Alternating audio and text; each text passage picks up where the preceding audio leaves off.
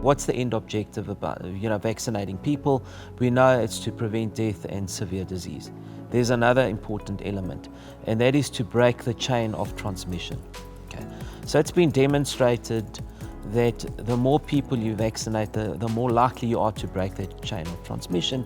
If you break the chain of transmission, the less the likelihood of all these variants coming about. Now, you can work out I'm very South African, but I have Greek origins, right? And unfortunately, there are 24 letters in the Greek alphabet, okay? And we name all of these variants after the Greek alphabet.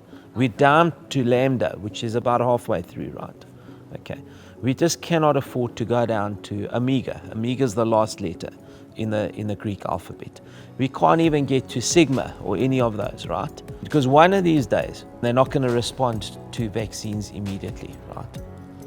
And that's the risk that we run.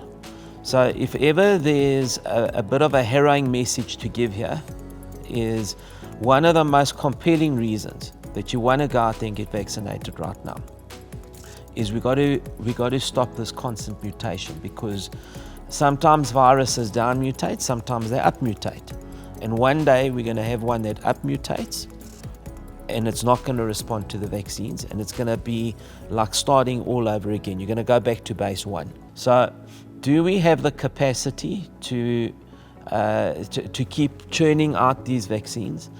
If we keep going through these mutations and we keep going through these variants and we go down to omega, the answer is the world will not cope. It's as simple as that. There just won't be enough capacity. We have now expanded global vaccine capacity, fill and finish capacity as we call it, to around 10 billion. Okay, now pre the pandemic, we only had capacity to do about 2 billion.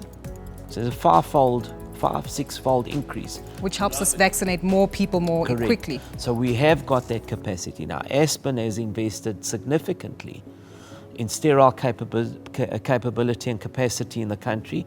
We've got right now, as I said to you, we've got 300 million J&J vaccine dose capacity, or up to 300 million.